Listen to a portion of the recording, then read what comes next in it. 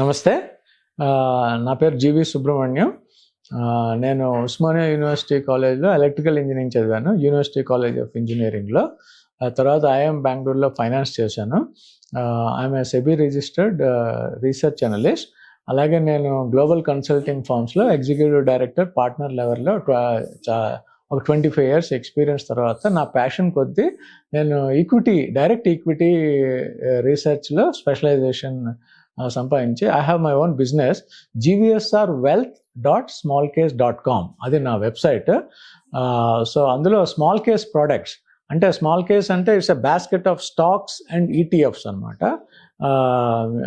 So అవి create చేసి subscription basis, annual subscription basis మీద ఎప్పుడు కొనాలి, ఎప్పుడు అమ్మాలి, ఏవి కొనాలి. ఆర్గానిక్ పద్ధతిలో మీ చర్మాన్ని తెల్లగా మార్చుకోవాలనుకుంటున్నారా? సంప్రదించండి డాక్టర్ మాధవిని అనే ఆ 3 అడ్వైజ్ ఆ సబ్స్క్రిప్షన్ పీరియడ్లో రెగ్యులర్గా వస్తూ ఉంటుంది.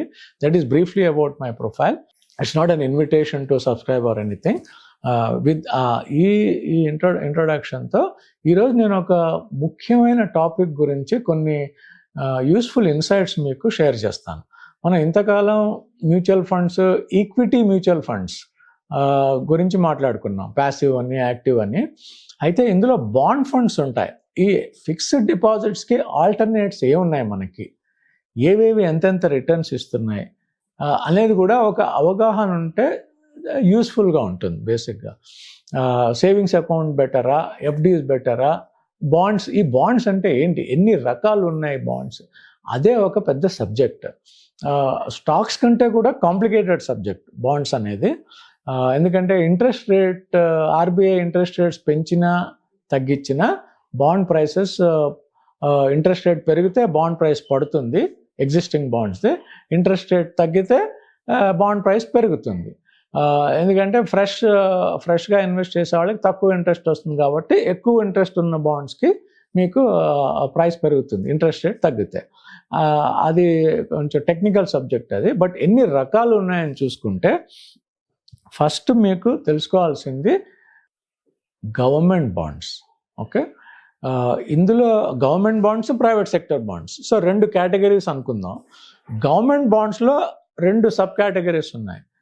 అందులో ఒకటి గవర్నమెంట్ ఆఫ్ ఇండియా అంటే ప్యూర్ గవర్నమెంట్, సావరిన్ గ్యారంటీ, ఇంకా మీకు రిస్క్ ఫ్రీ, అంటే అది కట్టలేకపోవటం అనేది ఉండదు. గవర్నమెంట్ ఇప్పుడు మన 100 రూపీ నోట్, ప్రామిసరీ నోట్ లాంటిది అది.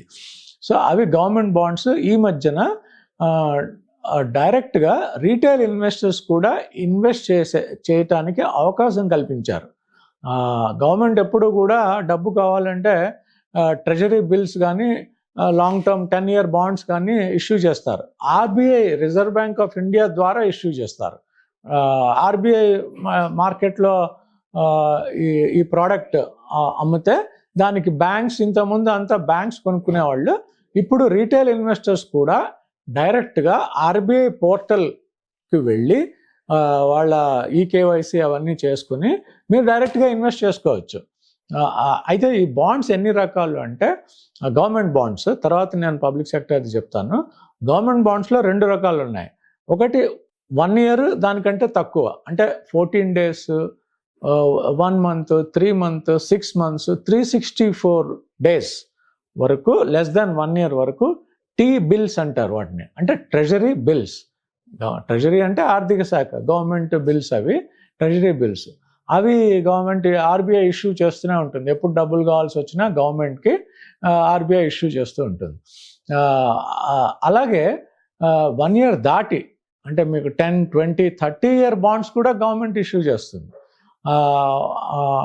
వాటికి ఇంట్రెస్ట్ రేట్ వేరుగా ఉంటుంది. అంటే కూపన్ అంటారు.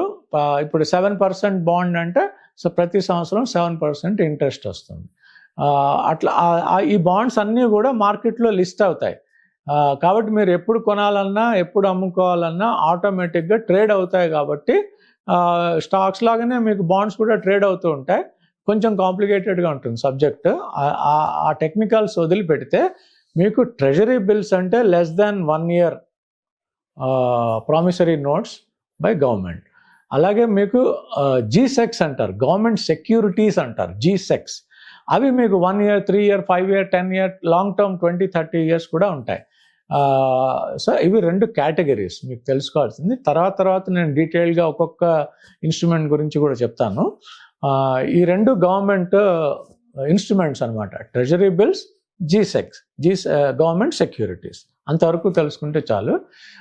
తర్వాత వచ్చేది మీకు పిఎస్యు బాండ్స్. పిఎస్యు బాండ్స్ అంటే public sector units. Public sector units అంటేనే గవర్నమెంట్ కి 51% స్టేక్, అంటే గవర్నమెంట్ కంట్రోల్డ్ కంపెనీస్ అవి. పబ్లిక్ సెక్టర్ బిహెచ్ఎల్, ఇలా ఎన్టీపీసీ, ఇవన్నీ companies, government companies, government owned companies. ఆ ఓనర్షిప్ ఎంత అంటే మినిమం 51% ఉంటుంది వీటన్నిటిలో, లేకపోతే అది ప్రైవేట్ సెక్టర్ అవుతుంది. కాబట్టి పిఎస్యు బాండ్స్ ఉంటాయి. ఈ పిఎస్యూస్లో మీకు ఎన్నో కంపెనీస్ డబ్బులు కావాలంటే వాళ్ళు బాండ్స్ ఇష్యూ చేస్తారు. ఆఫ్లైన్లో ఉంటాయి, కొన్ని ట్రేడ్ అయ్యేవి ఉంటాయి. ఎన్టీపీసీ బాండ్స్ ఉంటాయి, ఎన్హెచ్ఏ ఇన్ఫ్రాస్ట్రక్చర్ బాండ్స్ ఉంటాయి, మీకు పవర్ గ్రిడ్ కార్పొరేషన్ బాండ్స్ ఉంటాయి. ఇట్లా అన్ని పిఎస్యూస్ కూడా బాండ్స్ ఇష్యూ చేస్తాయి. వాటన్నిటికీ కూడా కొన్ని 6.5%, కొన్ని 7.5%, కొన్ని tax free railway tax free bonds అని ఉంటాయి. అప్పుడప్పుడు గవర్నమెంట్ ఇన్ఫ్రాస్ట్రక్చర్ ప్రాజెక్ట్స్ కోసం ట్యాక్స్ ఫ్రీ బాండ్స్ కూడా ఇష్యూ చేస్తుంది. అంటే మీకు హై నెట్వర్త్, అంటే మీరు 35% ట్యాక్స్ బ్రాకెట్లో ఉంటే మీకు 7%, 8% ట్యాక్స్ ఫ్రీ బాండ్ వచ్చింది అంటే మీకు దాని మీద వచ్చే వడ్డీ మీద ట్యాక్స్ కట్టక్కర్లేదు. అంటే మీకు దాదాపు 11% కూపన్ వచ్చినట్టు. అంటే 11%లో మీకు 1/3 పోతే మీకు 8% మిగులుతుంది. ఆ ట్యాక్స్ కట్టక్కర్లేదు కాబట్టి 7-8% ట్యాక్స్ ఫ్రీ బాండ్స్ కూడా చాలా మంచిది. మీకు అలాంటి అవకాశం అప్పుడప్పుడు వస్తుంటాయి కాబట్టి తెలుసుకోవడం ముఖ్యం. అవి పిఎస్యు బాండ్స్ అనమాట. వీటిల్లోవి ఇవి మీకు గవర్నమెంట్ అండ్ పిఎస్యు బాండ్స్. ఈ పిఎస్యూస్లో ఫర్ ఎగ్జాంపుల్ మీకు PSU banks, public sector banks కూడా ఉన్నాయి. ఎస్బీఐ, వీళ్ళందరూ కలిపి కూడా వాళ్ళు మళ్ళీ పబ్లిక్ సెక్టర్ ఎంటర్ప్రైజెస్లో బ్యాంక్స్ కూడా ఒక భాగమే. కానీ బ్యాంక్ కొంచెం సేఫ్ కాబట్టి బ్యాంక్స్లో వాళ్ళు కూడా బాండ్స్ ఇష్యూ చేస్తుంటారు. ఇన్ని రకాల ఎఫ్డీస్ ఈక్వలెంట్, ఇవి ఎఫ్డీస్ ఈక్వలెంట్. షేర్ ప్రైస్ లాగా మీకు 30-40% అయితే పడవు. ఈల్డ్ వల్ల ఆర్బీఐ ఇంట్రెస్ట్ రేట్ పెంచినా తగ్గించినా కూడా ఈ బాండ్ ప్రైస్ మారుతూ ఉంటుంది. ఆ లెక్కలు నేను ఎప్పుడన్నా వేరే సెషన్లో డీటెయిల్గా చెప్తాను. ప్రస్తుతానికి మీకు తెలుసుకోవాల్సింది గవర్నమెంట్ బాండ్స్లో టీ బిల్స్, జీసెక్స్, అలాగే పిఎస్యు బాండ్స్ అనే ఒక కేటగిరీ ఉంది. తర్వాత ప్రైవేట్ సెక్టర్కి వస్తే మీకు కార్పొరేట్ బాండ్స్ అంటారు. ఇవి క్రిసిల్ రేటెడ్ ఉంటాయి, అంటే రేటింగ్ ఏజెన్సీ రేట్ చేస్తుంది.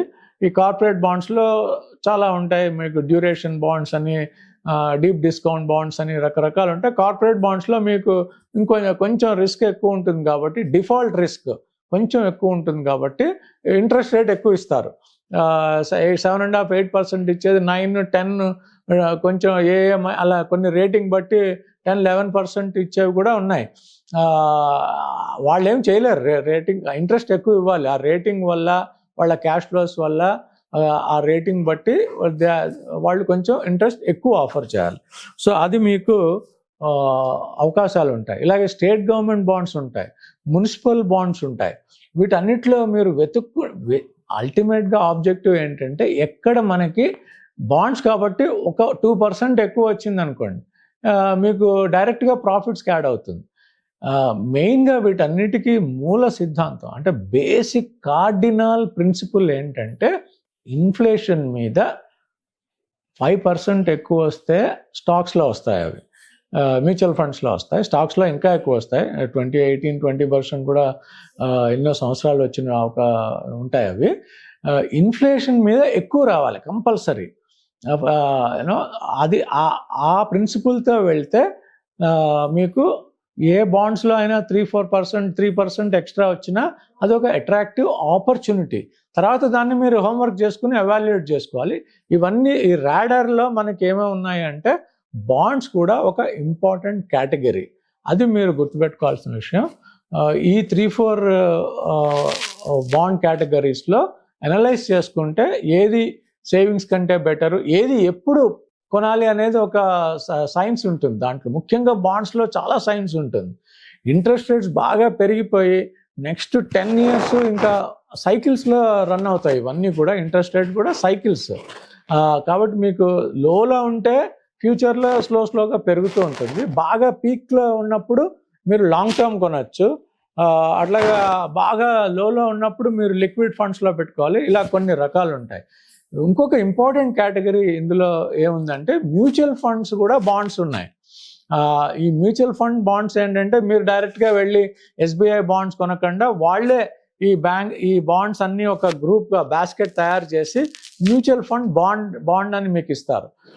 సో అవి చాలా ఈజీ, కొనటం అమ్మటం అవి ట్రేడ్ అవుతూ ఉంటాయి. సో స్టాక్స్లో లాగా మీకు మ్యూచువల్ ఫండ్స్లో కూడా బాండ్ ఫండ్స్ ఉన్నాయి అనేది మీరు గుర్తుపెట్టుకొని యూ కెన్ తర్వాత హోంవర్క్ చేసుకుంటే మీకు ఎక్కడ అవకాశాలు ఎప్పుడు వస్తున్నాయి అనేది మనకి ఆ కాంప్లెక్సిటీ విడిపోయి అవకాశాలు కొంచెం 2-3% రిటర్న్ ఎక్కువ తెచ్చుకోవడానికి అవకాశాలు ఎక్కడున్నాయో మనకి ఇంకొంచెం క్లియర్గా కనబడతాయి. Thank you very much.